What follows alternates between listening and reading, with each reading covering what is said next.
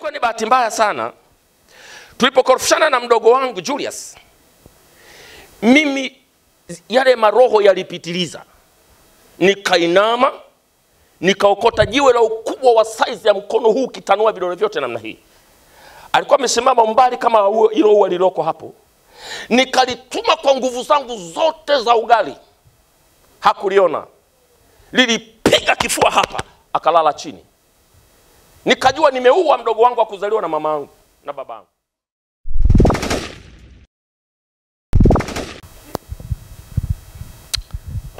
Asante. Bwana Yesu asifiwe.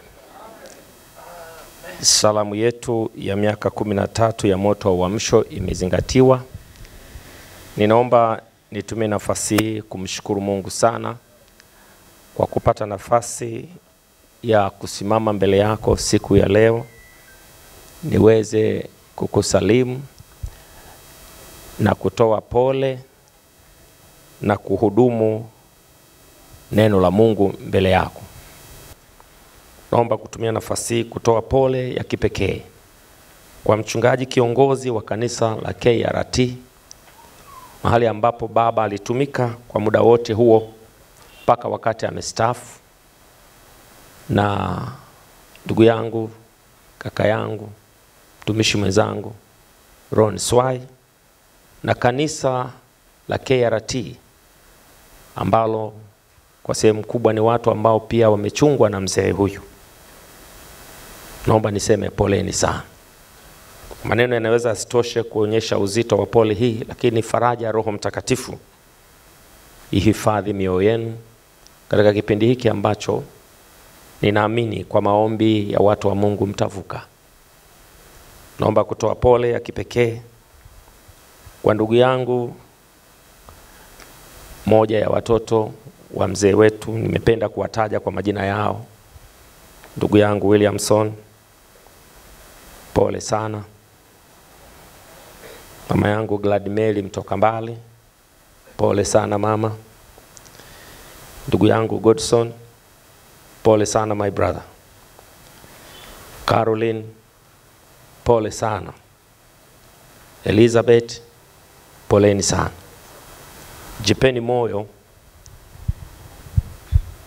Madam Bwana alimpa nafasi baba yenu maisha ya utumishi ambayo sisi tunayaadhimisha leo.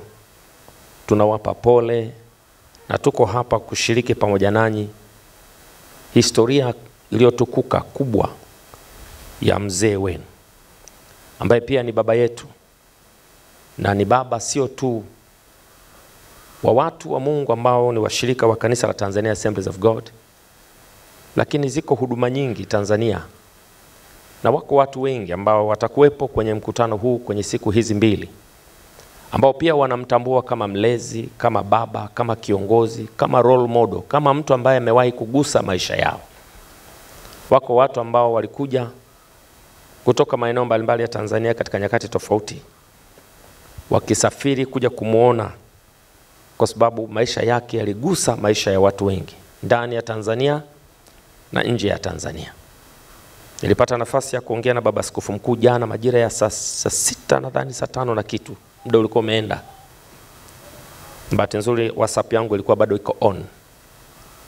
Akaongea na mimi akiwa na moyo wa shukurani sana, akisema ninamshukuru Mungu kwa wema wake, na ninaomba waambie watu wa Mungu pole, nilitamani kuwepo lakini basi ratiba ya Mungu haikuniruhusu.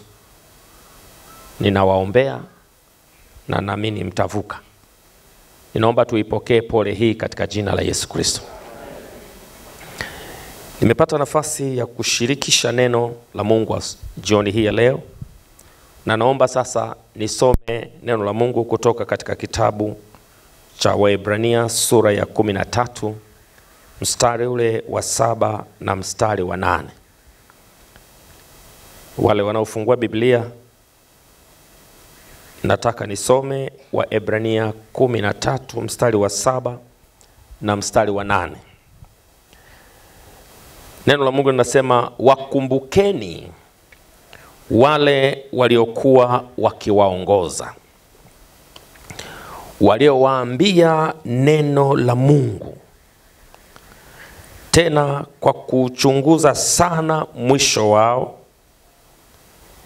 igeni imani yao.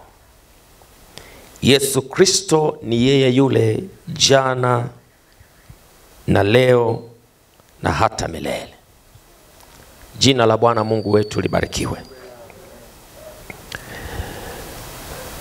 Tulipata neema ya kipekee sana kanisa la Tanzania Assemblies of God kuwa na mtu huyu wa Mungu kama moja ya viongozi walioshiriki kuweka misingi imara ambayo si tu kanisa la Tanzania Assemblies of God limesimama na linasonga mbele, lakini amekuwa baraka sana katika maisha ya watumishi wengi wa Mungu na huduma nyingi za Mungu ndani na nje ya Tanzania. Tumepokea hata barua za pole kutoka katika mashirika na taasisi mbalimbali ndani na nje ya nchi, wakisema tunatambua ya kwamba mmeondokewa na mtu wa namna ya kipekee ambaye amewahi kuwepo, ambaye amegusa maisha ya watu wengi. Na kwa kweli tumezipokea salamu hizo za pole, na wengine wako njiani ama wameshafika, wanasafiri kutoka mataifa mengine na kutoka mikoa mingine ili kuja kushiriki pamoja nasi katika ibada ile ambayo itafanyika kesho, ibada ya kuadhimisha maisha ya na utumishi wa mzee wetu, lakini na ibada ile ya siku ya kesho kutwa ya kuweka na kupumzisha mwili wa mpendwa wetu mahali pake. Jamani, Bwana Yesu asifiwe. Kama ningesema machache juu ya huyu baba alivyokuwa, ningeweza kusema hivi ya kwamba alikuwa mtu ambaye alikuwa na uwezo na ushawishi mkubwa kupitia maisha na imani yake. Jamani, Bwana Yesu asifiwe. Na tafsiri rahisi ya kiongozi ni mtu mwenye ushawishi kwa watu. Anatuambia gwiji mmoja wa mafundisho ya uongozi anaitwa John Maxwell kwamba leadership is influence, nothing less, nothing more. Mtu huyu wa Mungu alikuwa na kipaji cha ushawishi na uwezo mkubwa wa kuwafanya watu wamsikilize. Na kipaji chake si kipaji cha kufundishwa, ni kipaji cha kuzaliwa.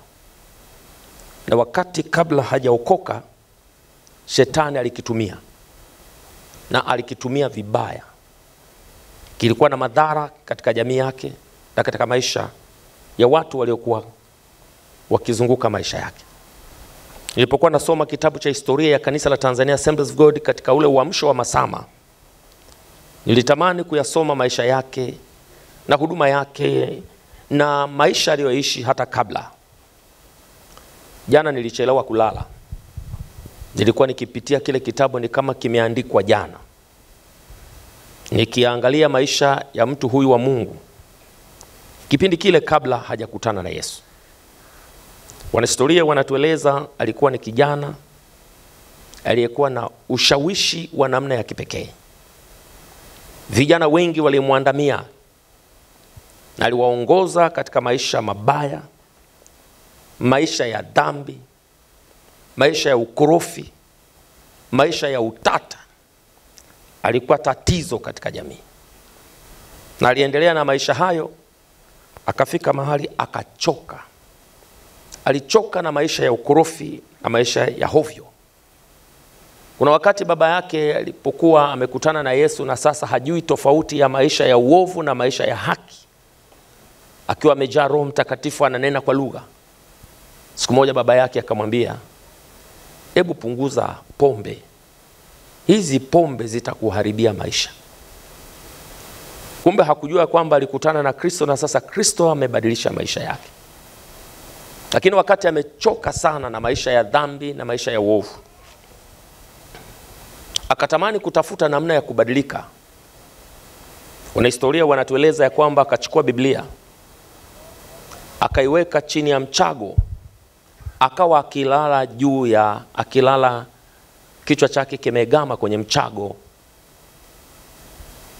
ambako alifikiri ya kwamba kuna namna Mungu anaweza akanisaidia. Aliishi katika uovu, aliishi katika dhambi, aliishi katika maisha yasiyompendeza Mungu mpaka alichoka, akatamani kubadilika. Na kila alivyotamani kubadilika haikuwezekana kubadilika. Lakini siku moja akiwa amelala akaona maono. Akaona maono katika ndoto. Kasimama malaika mbele yake. Akawa anamueleza jinsi ambavyo anatakiwa kubadilika kutoka katika maisha ya uovu na maisha mabaya. Akashindana naye sana juu ya hali ya maisha yake. Akamjibu yule malaika akamwambia, mimi nimekuwa Mkristo tangu utoto wangu. Sijawahi kuwa mpagani. Mimi nasali. Na kwa hiyo unaponieleza habari ya maisha mabaya kwamba simpendi Mungu, sio kweli. Yule malaika akakunjua mikono yake miwili. Akaona maono ndani ya maono. Akayaona maisha yake yakiwa katika viganja vile kama mtu anayetazama TV. Yakiwa na tafsiri ya kila aina ya maisha ya uchafu aliyowahi kuishi. Akasikitika sana. Akatamani kubadilika. Yule malaika akamuongoza sala ya toba. Akampa maisha yake huko huko katika roho huko. Na baadaye akamchukua katika bwawa lilikuwa jirani. Alafu akambatiza katika ubatizo wa maji mengi. Kwa jina la Mungu Baba, Mwana na Roho Mtakatifu. Akatoka akiwa amefurahi, anajisikia vizuri. Alipotoka katika ile ndoto, kumekucha, akakuta kumbe hakuna badiliko lolote lililotokea. Maisha ni yale yale na tabia ni zile zile. Akajisikia vibaya sana. Kumbe ilikuwa ndoto tu. Hakujua ya kwamba Mungu tayari ameshaingia kazini. Akapata safari ya kwenda Arusha. Akafika Arusha, na alipofika kule Arusha akakutana na missionary mmoja mzungu wa makanisa ya Swedish Free Mission. Akamhubiri habari za Yesu. Sera zalo katika ujana wake ule, kijana mbichi, akampokea Yesu kwa Bwana na Mwokozi wa maisha yake. Hilo jambo liliusisimua sana moyo wake. Alijisikia kuwekwa huru, alijisikia kuwa na amani, alijisikia kupata mwanzo mpya. Na hakupita kitambo kirefu, akampeleka mahali palipokuwa na bwawa. Akambatiza katika ubatizo wa maji mengi. Akashangaa sana jinsi ambavyo yale maono aliyoyaona katika ndoto yanavyofanana na mambo yanayotokea katika uhalisia bila kupanga nini kitokee. Na hilo jambo likaamsha ari ya moyo wake kwa namna ya ajabu sana. Akifurahi yanayotokea katika maisha yake na akifurahia jinsi Mungu anavyomtendea na kumtokea. Na baadaye akakutana na kikundi cha vijana waliokuwa wametoka Mombasa. Vijana waliojaa Roho Mtakatifu, vijana waliookoka na walikuwa wahubiri wa Injili. Katika wale vijana kulikuwepo na kijana mmoja ambaye alikuwa anaitwa Yakobo. Wakaanza kumshuhudia habari za Yesu Kristo. Ya kwamba Yesu ni mponyaji. Yesu ni mtenda miujiza. Ana uwezo wa kuponya maisha ya watu. Akawaambia, nimekuwa na matatizo ya kifua kilichonitesa kwa muda mrefu. Nimefanya kila aina ya jitihada ya kutafuta uponyaji kupitia hospitali, sijawahi kupona. Wakamwambia, unapona leo. Wakamwombea uponyaji kwa jina la Yesu. Akapona saa ile ile. Haya mambo yalikuwa yanaweka alama isiyofutika katika maisha yake. Kwamba kumbe Yesu anaweza kubadilisha maisha ya mtu. Amenibadilisha mimi. Amenitoa katika maisha ya ulevi, dhambi na utukutu na ukorofi. Kumbe ni lazima tubatizwe katika ubatizo wa kibiblia. Ubatizo wa maji mengi. Kumbe Mungu ni mponyaji. Yaliyoshindikana kwa wanadamu, bado Mungu yupo kama kimbilio na msaada wakati akili ya mwanadamu inapofika mwisho. Akawa ameazimu moyoni mwake ya kwamba nikirudi nyumbani Masama kijijini, nitawasimulia watu wa kijijini kwetu mambo yaliyonitokea na mambo yaliyonipata. Muda mrefu haukupita, yule missionary mzungu wa Swedish Free Mission akamtaka aende pamoja naye Tabora kwa ajili ya huduma. Na Lazaro mzee wetu katika akiwa kijana akakubali. Akasafiri pamoja naye mpaka Tabora. Na walipofika Tabora kukawa na huduma mbalimbali za kiroho. Akaombewa ubatizo wa Roho Mtakatifu.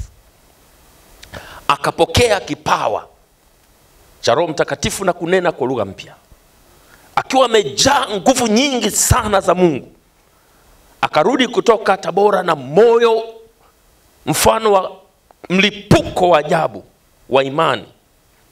Na akasema, safari hii ni moja kwa moja narudi nyumbani.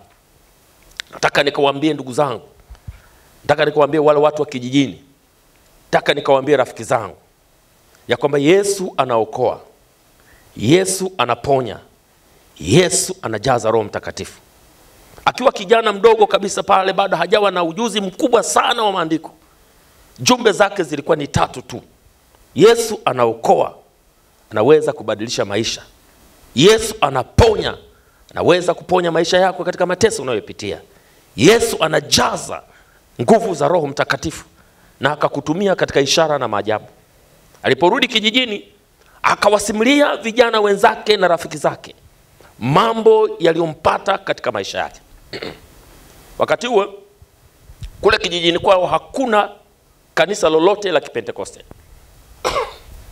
Na alipoendelea kuwasimulia rafiki zake, walisisimka sana waliposikia ushuhuda wa maisha yake na namna Mungu alivyomponya, kwa sababu walikuwa wanamfahamu alivyokuwa anateseka na kifua. Na wale vijana wakatamani alichokipata na wao wakipata. Akatia shaka kidogo ya kwamba nikiwaombea hawa na kile kindumbwe kilichonipata kikawapata, hapa kijijini pata taharuki. Kwa hiyo nifanyeje? Akawashawishi vijana wenzake waondoke kabisa katika eneo la makazi na miji na jamii, wakaenda porini kabisa kule mbali. Walipofika kule, akawaongoza sala ya toba, wakampokea Yesu vijana wote, hakuna mmoja aliyebaki. Alafu akawaombea uponyaji. Vijana waliokuwa na matatizo mbalimbali ya shida wakaponywa, miujiza ilikuwa sio ya kawaida. Akawaombea Roho Mtakatifu, wakajazwa wote. Walipotoka kule, walikuwa ni kama vichaa, wana mlipuko wa nguvu za Mungu, yani kuliko hata yeye alivyokuwa amepokea. Hata wakati alipokuwa na sita, kwa sababu ya kutafuta hekima na labda kuogopa mapambano yanaweza kutokea na watu, wale vijana wenzake walikuwa ni mahiri, walikuwa ni hodari, walikuwa hawajali chochote. Wakamwambia, twende tukawaambie watu habari ya uzima huu. Na kwa hiyo wakawa wanashuhudia, vijana wale wakaanza kuongezeka, watu wanazidi kuokoka. Na kwa sababu hakukuwa na kanisa lolote la Kipentekoste, walikuwa wanasali kwenye makanisa mbalimbali yaliyokuwa katika maeneo yao. Sasa ikifika wakati wa kuabudu, ikifika wakati wa kumwadhimisha Mungu, nguvu za Mungu zinashuka kwenye nyumba zile mpaka ibada zinavurugika. Habari zikaanza kwenda kwa viongozi wao. Wakaanza kuuliza, hao watu wanaovuruga ibada zetu hao ni akina nani? Ndio maana mzee Lazaro anasema Upentekoste ulianza kwa kelele. Kwa hiyo msiogope kupiga kelele. Ni moja kati ya maneno aliyotuachia. Upentekoste ulianza kwa kelele. Kwa hiyo msiogope kupaza sauti kwa kile mnachokiamini. Na ndivyo ilivyokuwa kule zamani, kule Masama. Na baadaye akaitwa kwenye kikao kigumu sana cha viongozi wake wa dini yake. Na wakamwambia, haya mambo umeruhusiwa na nani? Umesoma chuo cha Biblia kipi? Nani kakupa ruhusa kufanya mambo haya?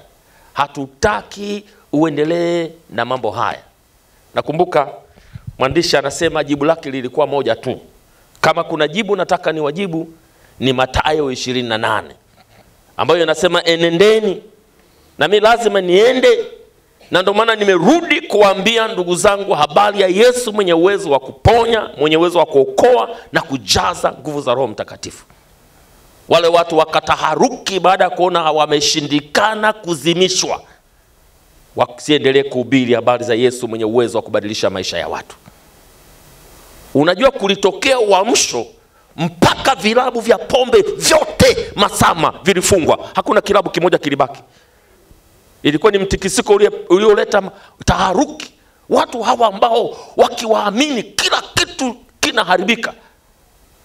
Wakamkamata Yakobo, wakataka kumuua. Siku ilikuwa ni siku ya hatari sana. Alipoona Yakobo amedakwa na watu wenye hasira kwenye kile kikao, akajua hapa uhai wetu umefika mwisho. Akachomoka, akadaka baskeli ya Yakobo. Yakobo alikuwa na baskeli. Akaendesha baskeli kwa spidi kutoka Masama mpaka Moshi mjini. Yaani ninavyosimulia utafikiri nilikuwepo. Yaani jamani, haleluya. Jamani, haleluya. Yu hai leo. Yu hai leo. Yu hai leo. Bwana Yesu asifiwe. Alipokimbia, yani moja ya miujiza ni kuacha watu wamekusanyika, akafika mjini na habari ikamfikia DC. DC akatoa Land Rover na askari wenye silaha waende kuzima ile vurugu, na wakawahi mkutano. Na wamefika pale, msimamo wa Lazaro mzee huyu ulikuwa pale pale. Yesu anaokoa, Yesu anaponya, na Yesu anajaza Roho Mtakatifu. Na wakawa wanataka, walipomuona mzee Lazaro yuko juu ya gari, wakasema mshushe tumuue, usipomshusha tunamuua hapo hapo. Watu walikuwa wamepiga kengele makanisani ya kwamba kuna balaa limetokea. Watu wakapiga ile mbiu ya Kichaga ile ya pembe ile, kama mnaifahamu, ya kwamba kuna hatari ya vita. Watu wakatoka kijiji kimoja na kijiji kingine na kijiji kingine, wanapita migombani huko, wote wanateremkia kule ambako kulikuwa na kusanyiko, na askari wako pale. Na baadaye watu wakagawanyika makundi mawili. Kundi moja ni wale wanamuona mzee Lazaro wakati ule akiwa kijana kama ndugu yao, kama mdogo wao, kama mtoto wa ndugu yao. Na kundi lingine ambao wanaona huyu mtu amekuja kuharibu taratibu za kawaida za dini na taratibu za kabisa za maisha ya watu. Na kwa hiyo hawa waliokuja na silaha na hawa wamekuja na silaha, wakasema hapa Lazaro hauawi mpaka tumemalizana kwanza. Na yuko pale juu. Na baadaye askari wakumuuliza Lazaro, wakamwambia, kijana, unaona hapa damu nyingi ya watu itamwagika. Ili damu nyingi ya watu isimwagike, tunatakiwa kufanya nini? Hebu tushauriane. Lazaro akawashauri. Akasema, mimi ni bora nife kuliko hawa watu wa jamii yangu wakauana hapa, damu nyingi za watu zikapotea kwa sababu tu ya uhai wangu. Mimi ninaamini uamsho unatoka kwa Mungu, na Mungu anaweza kuutetea kwamba nipo au kwamba sipo. Mimi nashuka. Eti ajabu, wale askari wakamruhusu kushuka ili aende wakamuue. Watu wana mapanga, watu wana marungu, watu wana sime, watu wana mawe, walikuja mpaka na majembe. Yani ilikuwa ni auawe kwa namna yoyote ile, mradi asiwepo. Tunapoona ya kwamba ameishi miaka 88 chini ya jua. Shikamoo Yesu. Shikamoo yako Yesu kwa kweli. Amepita kwenye milima na mabonde. Jina la Bwana libarikiwe sana. Na alipoteremka pale chini akiwa kijana mbichi, akapiga hatua ya kwanza. Eti wakashindwa kumpambanua, wakashindwa kumjua kama ndiye. Akapiga ya pili, akapiga ya tatu, akapiga ya nne, akapiga ya tano. Pale kuwepo na kijana mmoja tu aliyemuona, alikuwa rafiki yake sana, walipata naye Kipaimara zamani. Akamuona huyu ni Lazaro, na wakawasiliana, lakini alinyamaza. Hakutambulisha watu kwamba huyu ndiye. Nadhani sijui walikonyezana, sijui ilikuwaje. Wale waandishi wa historia hawakutueleza vizuri pale. Akaingia kwenye kundi la kwanza, akalipangua, akapita katikati yao. Akaingia kundi la pili, akapita katikati yao. Anapenya, akakutana na umati wa watu wanateremka huko migombani, wana marungu, wana mapanga, wana sime, wanasema yule kijana Lazaro leo amepatikana. Yuko wapi? Anawaambia teremkeni huku. Yaani yeye mwenyewe ndo anawaonyesha kule ambako. Hii ni ajabu sana. Unajua mambo kama haya yananikumbusha wakati walipokuwa wanataka kumuua Yesu kabla ya wakati wake. Waliwahi kumpeleka mpaka kwenye ukingo wa kilima. Wangapi wanakumbuka hiyo? Alafu maandiko yanasema hivi, akapita. Na iwe hivyo kwako. Na iwe hivyo kwako katika jina la Yesu. Na iwe hivyo kwako katika jina la Yesu. Wale wanaotaka kuchukua uhai wako, ukapite katikati yao, ukapite katikati yao, ukapite katikati yao, ukapite katikati yao, ukapite katikati yao. Mwenye kulinda uhai wa wanadamu na kufiche katika jina la Yesu Kristo. Na yale magonjwa yanayotaka kukua, ukapite katikati yao, ukapite katikati yao. Na Mgalilaya akakufiche katika jina la Yesu. Na wale wanaokuvizia jina la Bwana libarikiwe sana. Watumishi wa Mungu, naisimulia simulizi hii kwa sababu Mtume Paulo anatukumbusha mambo ya muhimu sana hapa. Kitabu hiki cha Waebrania 13 mstari wa 7 na wa 8 unasema, wakumbukeni wale waliokuwa wakiwaongoza, waliowaambia neno la Mungu, tena kwa kuchunguza sana mwisho wa mwenendo wao. Igeni imani yao. Yesu Kristo ni yeye yule jana na leo na hata milele. Jina la Bwana libarikiwe sana. Maneno haya ya kitabu cha Waebrania yananikumbusha maneno aliyosema Paulo mtume katika Timotheo wa kwanza sura ya 1 mstari wa 12 na wa 13. Yanayosema, nami namshukuru Kristo Yesu Bwana wetu aliyenitia nguvu, kwa sababu aliniona kuwa mwaminifu akaniweka katika utumishi wake.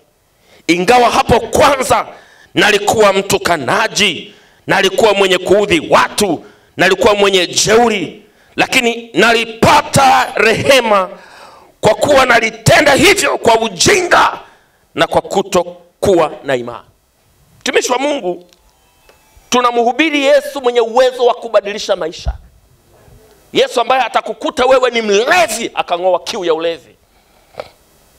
Atakukuta wewe ni malaya akang'oa kiu ya umalaya. Akakukuta wewe ni mkorofi akang'oa kiu ya ukorofi. Tunapohubiri habari ya nguvu ya Injili, sio jitihada ya mwanadamu kumtafuta Mungu, ni neema iliyofunuliwa.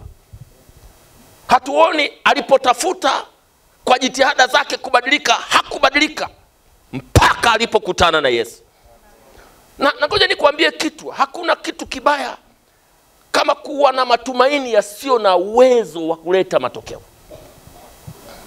Ni kitu kibaya sana kuweka tumaini lako katika kitu ambacho ndani yake hakuna kitu.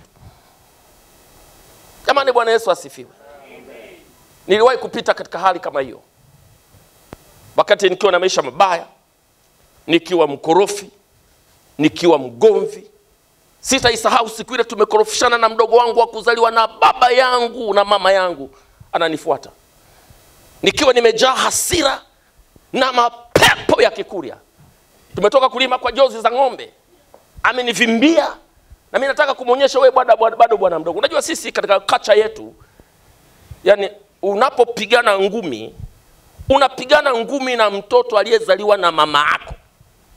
Huyo ndio mkikorofishana, mnazikunja, mnampiga vichwa mateke nini. Lakini kama huyo mtu hajazaliwa na mama yako, unaumiza mikono yako ya nini? Kama tajiwe piga, kama tapanga kata, una uchungu wa nini? Kazaliwa na mama yako. Lakini siku hiyo ilikuwa ni bahati mbaya sana. Tulipokorofishana na mdogo wangu Julius, mimi yale maroho yalipitiliza. Nikainama, nikaokota jiwe la ukubwa wa size ya mkono huu, kitanua vidole vyote namna hii. Alikuwa amesimama mbali kama hilo ua liloko hapo. Nikalituma kwa nguvu zangu zote za ugali. Hakuliona. Lilipiga kifua hapa, akalala chini. Nikajua nimeua mdogo wangu wa kuzaliwa na mamangu na babangu. Halafu nikasema potelea mbali. Mwanaume gani unakaa mpaka unazeeka hujaua hata mtu mmoja? Unajua dhambi ni kitu kibaya. Dhambi ni katili. Dhambi haijali. Lakini nataka nikuambie, kuna siku nilikutana na mwanaume Yesu. Aliyebadilisha maisha yangu. Akanitoa kamasi. Leo kinikuta ninaomba, nimeinama hivi na mlilia Mungu. Nalia na kasauti kembamba kama kadada fulani hivi. Yesu ni mwanaume. Zaidi ya wanaume.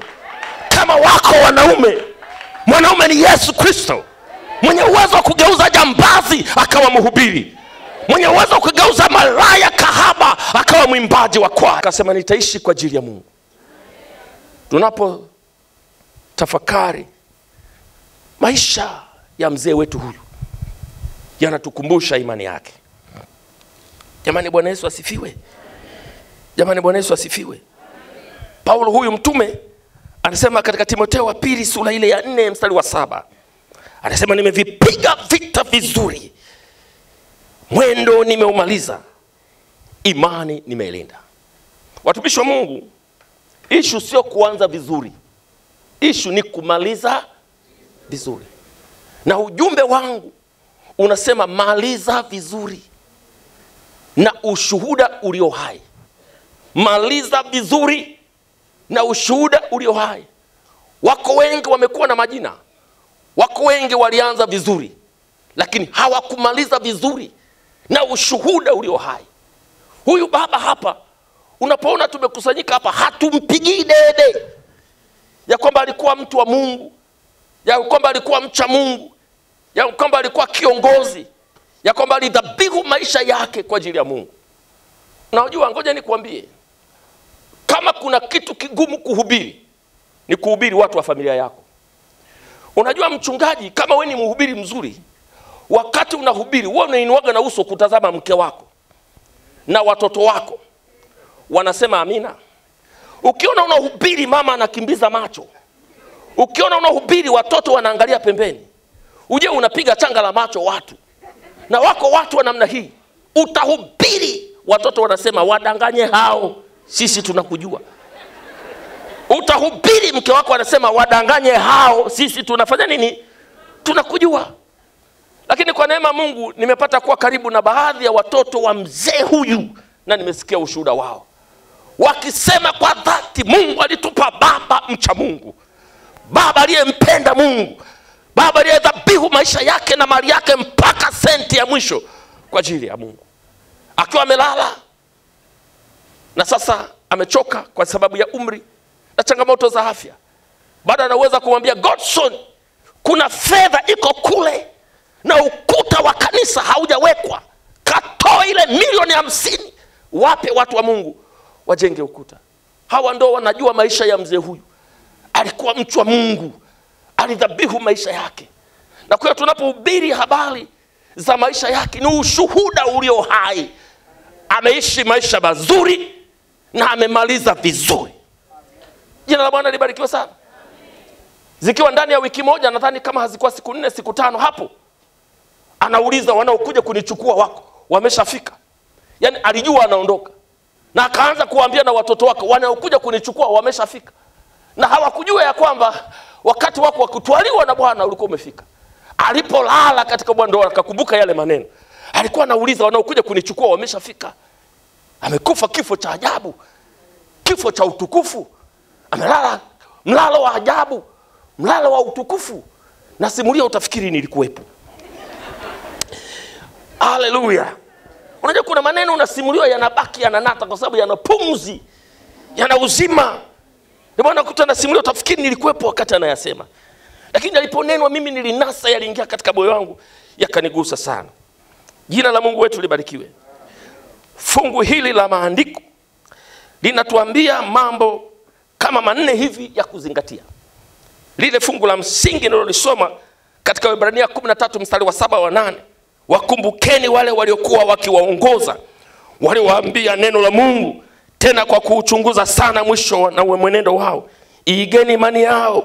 Yesu ni yeye yule jana na leo na hata milele. Kuna mambo manne hapa nataka nikutazamishe.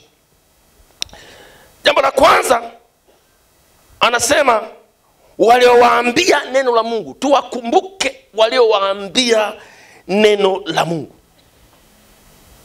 Na kwa nini tuwakumbuke? Kwa sababu ya neno. Mtu huyu kama kuna kitu tutamkumbuka, ni mamlaka ya neno iliyokuwa katika kinywa chake. Wale mliosikia jumbe zake, wale mliowahi kushiriki mafundisho yake, huyu mtu alikuwa na mamlaka ya neno ya ajabu.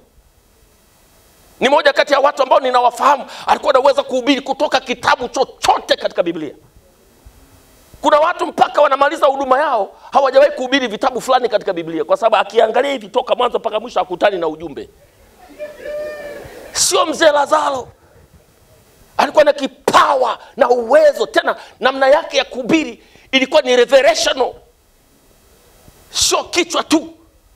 Ni mtu aliyejaa mafunuo ya Mungu na nguvu za Mungu. Jina la Bwana libarikiwe sana.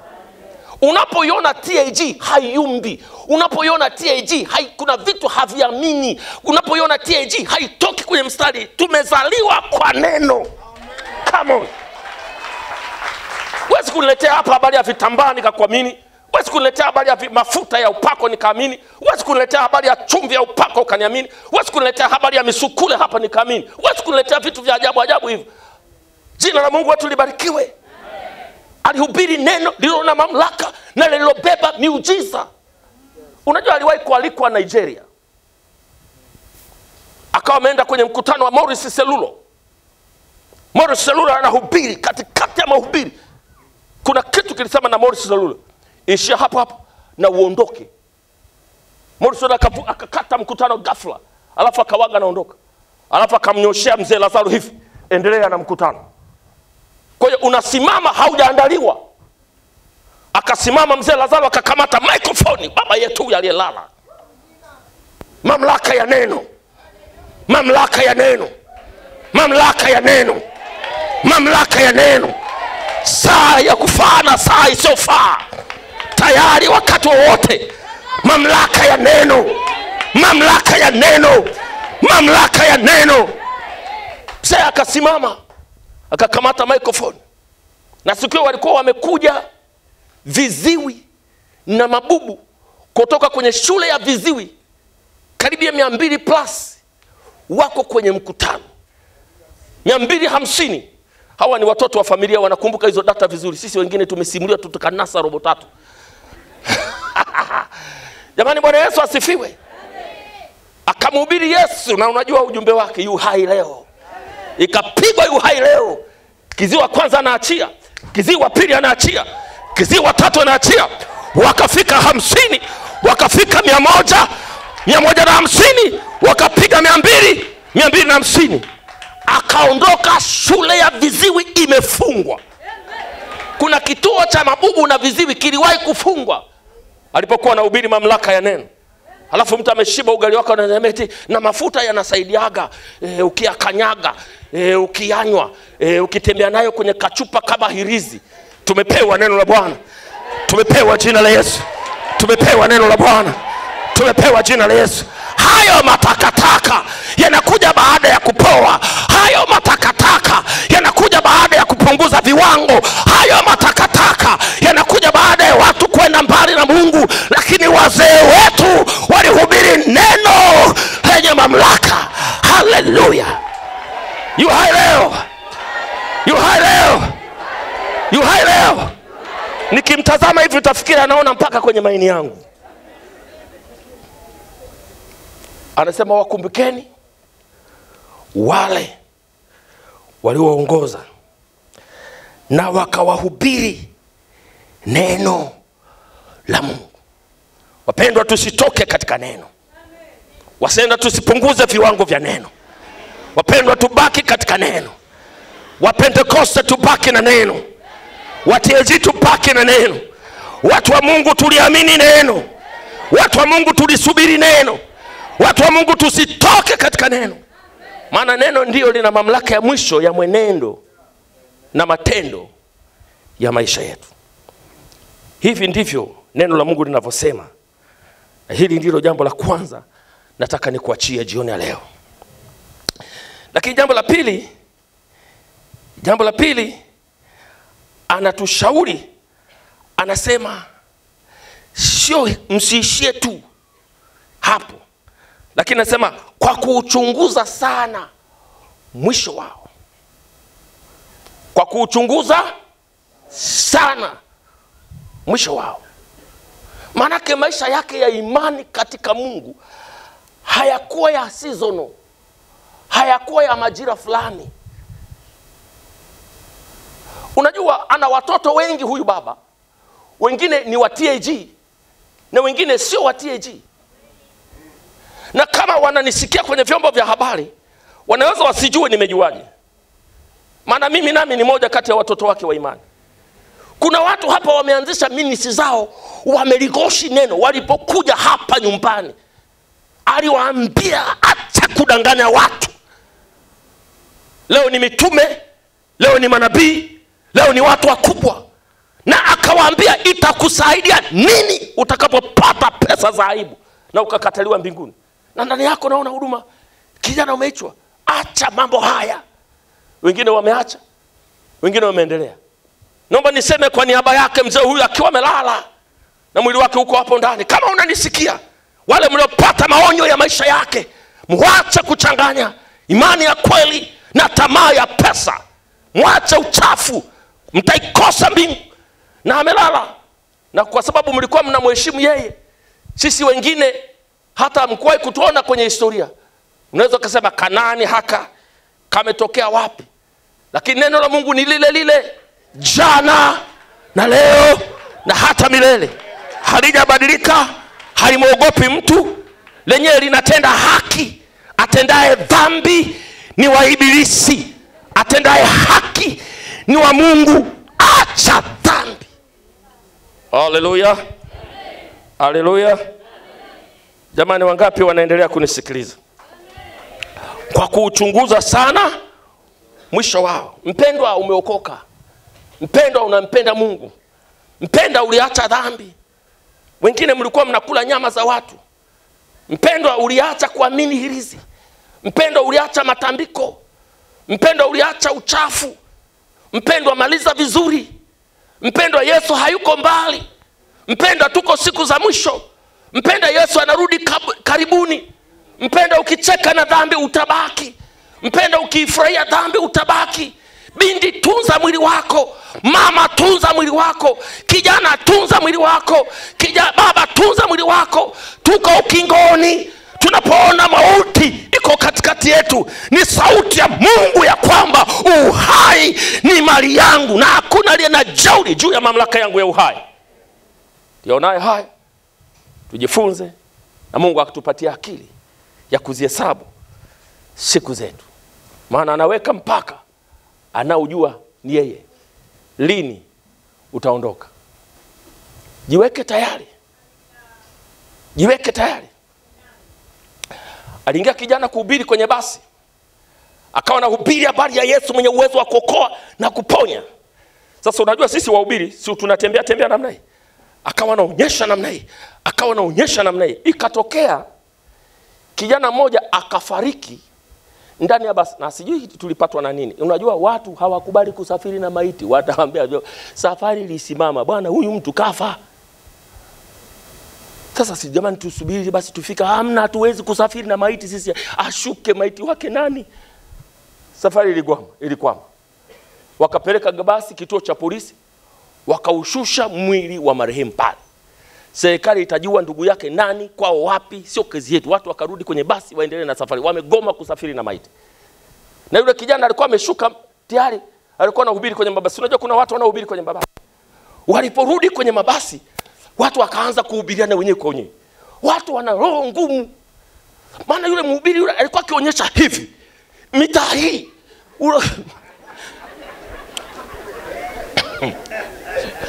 Sasa ngoja niishie hapo maana Lakini nataka nikwambie kuna mtu Mungu anasema naye hapa. Kuna mtu Mungu anasema naye hapa. Anaweza akawa yuko upande huu. Anaweza akawa yuko upande huu. Anaweza akawa yuko upande huu. Anaweza akawa yuko upande huu. Na nimeonyesha upande wote, nimeondoa kesi.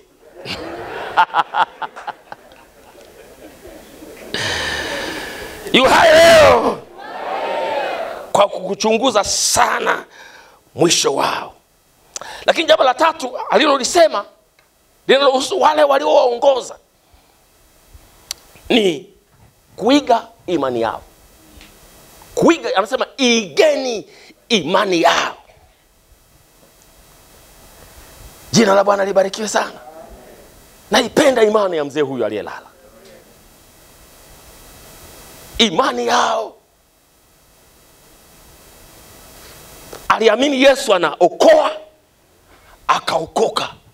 Akamhubiri Yesu anayeokoa.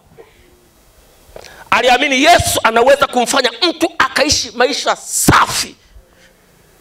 Na aliyeishi maisha hayo. Aliamini Yesu anaponya na kutenda miujiza. Na aliyaishi hayo maisha. Aliamini Yesu anajaza nguvu za Roho Mtakatifu. Na kila muamini akawa chombo cha hatari dhidi ya mamlaka na utendaji wa nguvu za giza. Jina la Mungu wetu libarikiwe. Anasema igeni imani yao. Nataka nikutie moyo mtu wa Mungu, jaa nguvu za Roho Mtakatifu. Jaa nguvu za Roho Mtakatifu. Jaa imani ya Mungu wa kweli. Ishi maisha safi. Kemea mapepo, toa mapepo. Jina la Mungu wetu libarikiwe. Tuige imani. Baba huyu ametufundisha imani. Ametufundisha kumwamini Mungu. Ametufundisha kumtegemea Mungu. Nataka niseme na wana familia. Huyu baba alianza akiwa hana kitu. Basi serikali yake ya kwanza alipora kwa rafiki yake, anakimbilia polisi kwenda kuita polisi. Alikuwa mtu. Hata mahali pa kuabudia hapakuwa hakuna. Huyu mzee Kimaro ndo alitoa chumba cha nyumba yake pale kwao, wakawa wanaabudia pale chumbani. Na pale ndipo palipojengwa kanisa la Modio ambako tunakwenda kumlaza kesho kutwa. Alimwamini Mungu mwenye uwezo wa kubariki, mwenye uwezo wa kuanza na mtu akiwa hakuna. Leo tunaishi katika dunia yenye dhuluma. Watu wako tayari kutoa roho, ukatili na uchafu. Watu wanapenda pesa kuliko uhai wa watu. Tunaishi kwenye dunia ya ajabu sana. Dunia ya watu wasioogopa kuona damu ya mtu inamwagika. Ni vitu vya kushangaza sana tunaposikia aina za ukatili wa aina mbalimbali kwenye jamii zetu.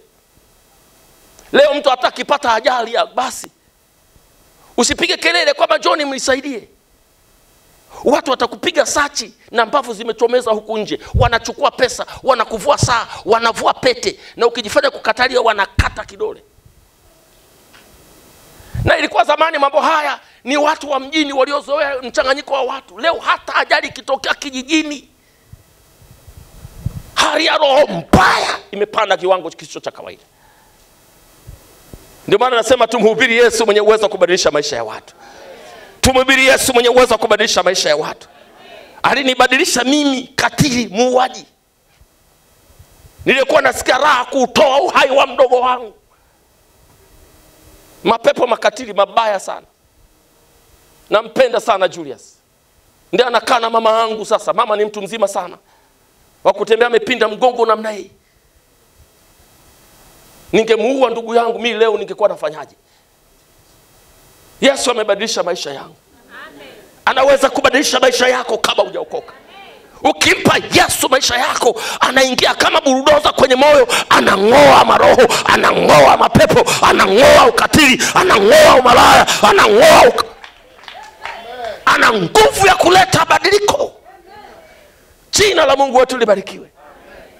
Jamani, amina. Mwandishi wa kitabu cha Waebrania anasema tuiige hiyo imani. Tuipokee hiyo imani. Unaweza ukakopi na kupesti.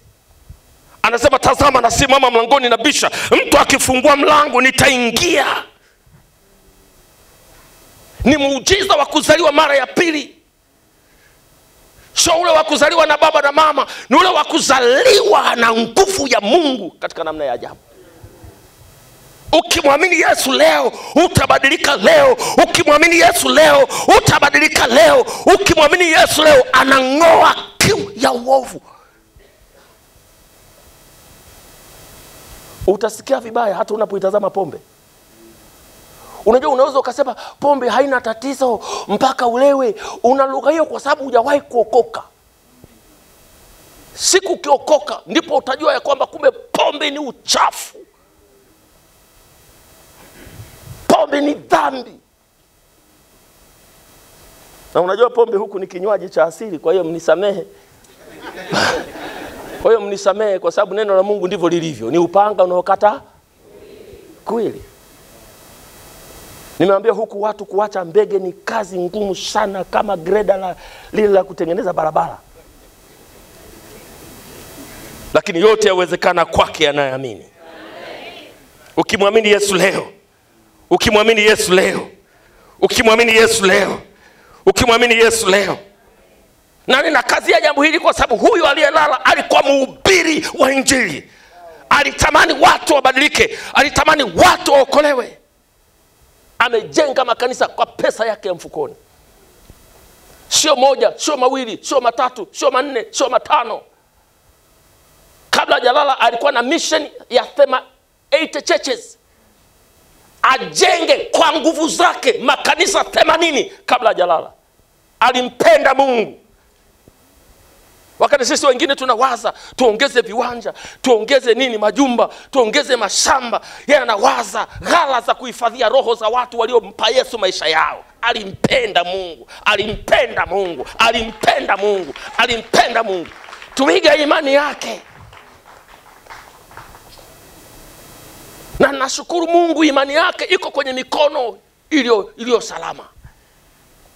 Maana Mungu ametupa kiongozi katika majira haya, Daktari Barnabas Mtokambale, ambaye anampenda Mungu. Mimi nimesafiri naye mikoani, kuna wakati anasimama kwa masaa. Nikasema sijaona mtu mwenye moyo wa namna hii. Tunapewa dakika 45 kuhubiri, tunapewa saa moja kuhubiri, lakini mtu amepiga saa ya kwanza amesimama, anatoka jasho anafuta, amepiga saa ya pili amesimama, anavuta jasho, amepiga saa ya tatu amesimama, watu wanalia, watu wanagaragara, anapiga saa 4, kuna mahali amesimama masaa 5, yuko kwenye maiki namna hii, anapaza sauti analia, anasema watie ipokeni neema ya uamsho. Mungu analijilia kanisa kwa namna ya tofauti. Mungu analijilia kanisa kwa namna tofauti. Hatutataja vitambaa, hatutataja mafuta, hatutataja mawigi ya upako. Tutalitaja jina la Bwana, tutalitaja jina la Yesu. Litainua viwete, litaponya kansa, litafanya maajabu kama iliyotokea enzi za wazee wetu. Wow! Kama kuna mkutano si usahau, ni mkutano wa Geita. Wakati wa mzee hakuwepo, akatutuma. Akasema baba Mwiche, Marwa na Nimrod, nendeni Geita. Nataka kuiona Geita imewaka moto. Na ikumbuka siku ile mzee wangu umekamata maiki. Unaposikia maneno ya huyu kijana yakisema ni kama utomvu mbichi. Watu 400 walijazwa nguvu za Roho Mtakatifu. Na kwa sababu namba zetu wanazijua, walipotoka pale wakaenda kwenye vijiji, wakaenda kwenye vitongoji vyao, ni vichaa wanafunguliwa, vichaa. Vilinge vya uganga vimefungwa matunguri. Na walikuwa wanaenda kwa mganga kabisa, ndivyo hatuondoki hapa mpaka umeokoka. Ajulikane Mungu wako ndio Mungu au Mungu wangu ndio Mungu. Yu hai leo. Yu hai leo. Yu hai leo. Simama kwa miguu yako.